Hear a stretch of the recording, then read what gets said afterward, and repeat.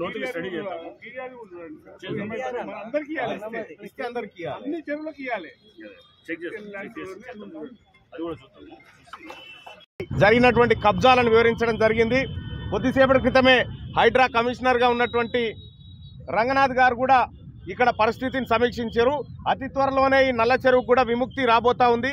దాదాపు 90% వరకు కబ్జా అయిందనేటువంటి వార్తల నేపథ్యంలో వాస్తవానికి కూడా ఇది నల్ల చెరువు ఇటు బోడుప్పలు కానీ ఇటు పిర్జాదిగూడ కానీ అటు ఉప్పలు కానీ మధ్యలో ఉండేటువంటి గొలుసు కట్టు చెరువును కొందరు విధ్వంసం చేసి నడిమిట్లోంచి కట్టలు వేసి కబ్జాలకు పాల్పడినారు. ఆ కబ్జాలకు పాల్పడినటువంటి వ్యక్తుల మీద చర్యలు తీసుకోవడంతో పాటు ఈ చెరువును కూడా విముక్తి చేయడంలో కాంగ్రెస్ పార్టీ ముందడుగులో ఉంటుంది. ప్రజాప్రభుత్వం ఈ దిశగా ముందుకు పోతా ఉంది. చెరువులను చెరబట్టినటువంటి పరిస్థితులను ప్రత్యక్షంగా చూడడం జరుగుతూ ఉంది. వీటన్నిటి నివారణ కోసం తిరిగి హైదరాబాద్ను ఒక మంచి చెరువులు ఉన్నటువంటి నగరంగా తీర్చిదిద్దడం కోసం కాంగ్రెస్ పార్టీ ప్రభుత్వం ముఖ్యంగా ముఖ్యమంత్రి గౌరవనీయులు రేవంత్ రెడ్డి గారు చేసినటువంటి ఒక సాహసోపేతమైనటువంటి నిర్ణయం హైడ్రా ఏదైతే ఉందో, ఎందుకంటే దాదాపు 90 ఎకరాలు నల్ల చెరువు. మరి ఇప్పుడు చూస్తే 90 ఎకరాల నల్ల చెరువు ఈరోజు దాదాపు 90% కబ్జా అయింది. అందుకని నేను పోయి రంగనాథ్ గారికి కంప్లైంట్ ఇవ్వడం జరిగింది. వచ్చిన వెంటనే ఈరోజు విచారణకు రావడం జరిగింది.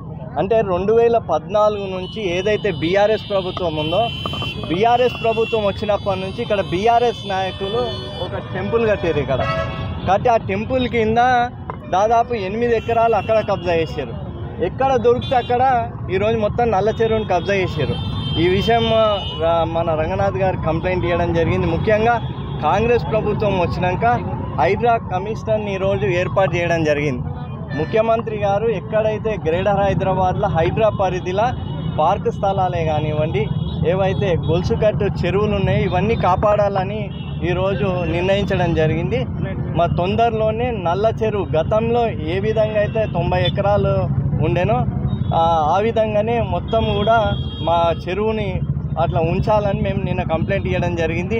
మరి ఈరోజు రంగనాథ్ గారు రావడం జరిగింది. మా కాంగ్రెస్ నాయకులు, మా ఎమ్మెల్సీ గారు మల్లన్న గారే కానివ్వండి, అదేవిధంగా మన జంగాన్ అందరూ కూడా ఇక్కడ రావడం జరిగింది. తొందరలోనే ఏవైతే బీఆర్ఎస్ నాయకులు కబ్జా చేసిరో ఒక ఉప్పల్ నల్ల చెరువే కాదు, రామంతపూర్ పెద్ద చెరువు, రామంతపూర్ చిన్న చెరువు, అదేవిధంగా కాప్రా చెరువుని కూడా తొందరలోనే సందర్శిస్తానని మన రంగనాథ్ గారు చెప్పడం జరిగింది. మాకు ఈరోజు కాంగ్రెస్ పార్టీ మీద, కాంగ్రెస్ ప్రభుత్వం మీద పూర్తి విశ్వాసం ఉంది.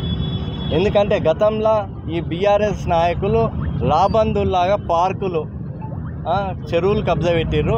వాళ్ళ వల్ల ఏదైతే కబ్జాకు గురైనాయో అవన్నీ కూడా కాంగ్రెస్ ప్రభుత్వం బయటికి తీసుకొచ్చి ఎవరైతే కబ్జా పెట్టిరో వాళ్ళందరినీ కూడా తొందరలోనే శ్రీకృష్ణ జన్మస్థానం పంపించడం ఖాయం. ఆదేశానుసారం ఏదైతే హైడ్రా ఉందో, హైడ్రా కమిషన్ గారు మరి ఇక్కడికి రావడం జరిగింది. మరి ఈ కార్యక్రమానికి ఏదైతే చెరువు కబ్జా చేస్తుందో ఎమ్మెల్సీ మల్లన్న గారు, పరమేశ్వర్ రెడ్డి గారు, కాంగ్రెస్ నాయకులందరూ కూడా మేము ఉన్నాం. మేము ఒకటే చెప్తా ఉన్నాం, ఈ నల్ల చెరువు అనేది 3 గ్రామాలకు సంబంధించి బౌండరీ మీద ఉంది.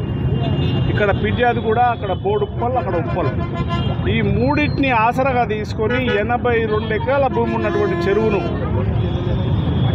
రకరకాలుగా కబ్జాలు చేశారు.